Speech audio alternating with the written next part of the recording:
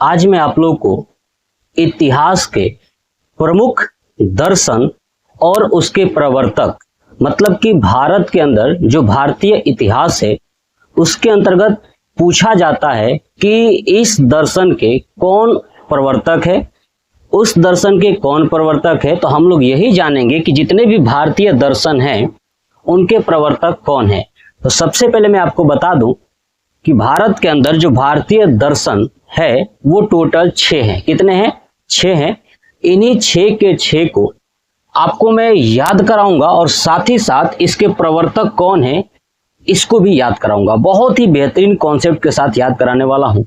अगर आप एक बार इस वीडियो को देख लोगे तो 6 के 6 जो भारतीय दर्शन हैं वो आप पूरे जीवन नहीं भूलोगे। तो चलिए देखते हैं। देखिए, पहला जो दर्शन है, ठीक है, पहला जो दर्शन है वो है योग। क्या है? योग। और आप देखिए योग, अभी आप जानते हो कि 21 जून को, है ना, 21 जून, आज तो 9 जुलाई है, तो 21 जून को योग दिवस मनाया गया था। अब आप देखोगे कि ये योग दिवस है, ये इसके मुख्य स्टार्टिंग में कौन इसको फॉलो किया था? तो बाबा रामदेव। तो बाबा रामदेव क्या कराते थे? योग कराते थे। तो बाबा रामदेव की जो कंपनी है वो कौन सी कंपनी है? पतंजलि। तो सेम वही कॉन्सेप्ट, यानी योग दर्शन के कौन प्रवर्तक है? तो पतंजलि। कंप्लीट हो गया। कितना आसान है ना। योग दर्शन कौन कराता था, योगा कौन कराता था? तो बाबा रामदेव। बाबा रामदेव की जो कंपनी है वो है पतंजलि, इसलिए योग दर्शन के जो प्रवर्तक है वो है पतंजलि। क्लियर? चलिए, दूसरा आता है सांख्य। सांख्य के प्रवर्तक है वो है कपिल। अब आप बताइए, जब कपिल शर्मा का शो होता है तो आप देखते हो बहुत सारे संख्या में लोग पहुंचते हैं और देखकर हंसते हैं। संख्या में नहीं, सांख्य। सांख्य के प्रवर्तक कपिल। याद हो गया? यानी सांख्य दर्शन के प्रवर्तक है कपिल। कंप्लीट। चलिए दूसरा, मतलब तीसरा न्याय। न्याय दर्शन के जो प्रवर्तक है वो है महर्षि गौतम। कौन है? महर्षि गौतम। यह है महर्षि कपिल। समझ में आ रहा है? तो चलिए, न्याय दर्शन के जो प्रवर्तक है वो कौन है?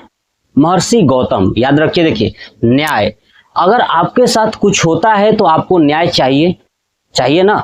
यहां पर लिखा है गौतम, ठीक है, यानी गौतम के साथ कुछ हो गया तो कह रहा है कि हमको न्याय दो, है ना। गौतम के साथ कुछ हो गया तो क्या बोला? हमको न्याय दे दो, है ना। तो गौतम ने न्याय मांगा, इसलिए न्याय दर्शन के जो प्रवर्तक है वो है गौतम। क्लियर? बहुत आसान है। चलिए, पूर्व मीमांसा।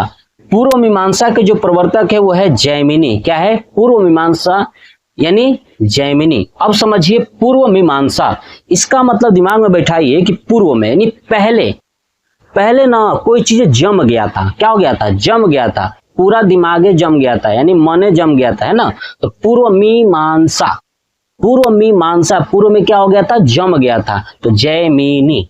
कॉन्सेप्ट यहीं से याद रखना है, बहुत आसान है। देखिए, मैं इसको हटाऊंगा और आपको देखोगे कि आपको याद हो चुका होगा।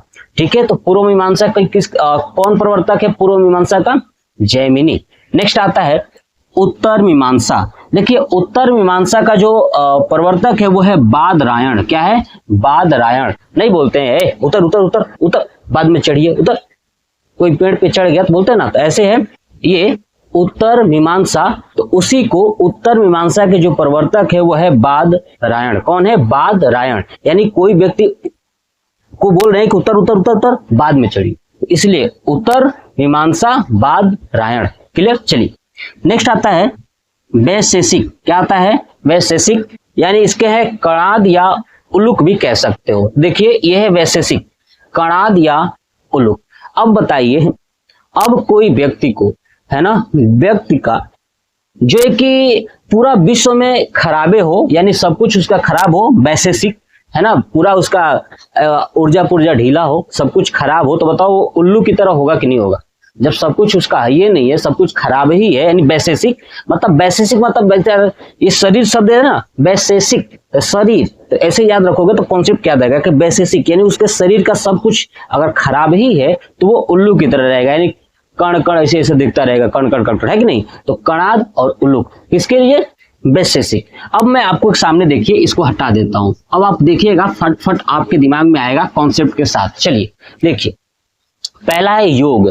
योगा कौन कराता है? तो रामदेव। रामदेव की कंपनी है पतंजलि, यानी इसके प्रवर्तक है पतंजलि।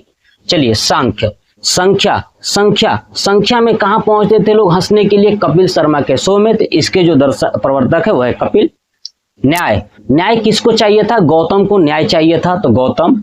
पूर्व मीमांसा, अब बताइए पूर्व मीमांसा, अब भैया पूर्व की बात कर रहे हैं ना कि पूर्व में। अब आप नोटिस कीजिए, अब आपको अगर याद नहीं आएगा कि पूर्व और उत्तर, तो बिल्कुल आपको चिंता करने की जरूरत नहीं है।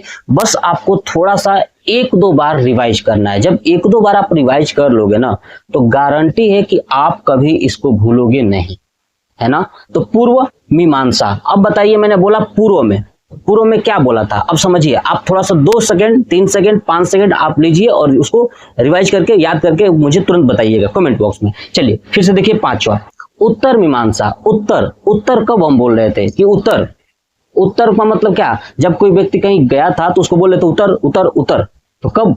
फिर बाद में चढ़ना, तो बाद रायण। बात समझ में आ गया? उत्तर मीमांसा क्या है? बाद रायण इसके क्या है? प्रवर्तक। क्लियर हो गया? चलिए नेक्स्ट,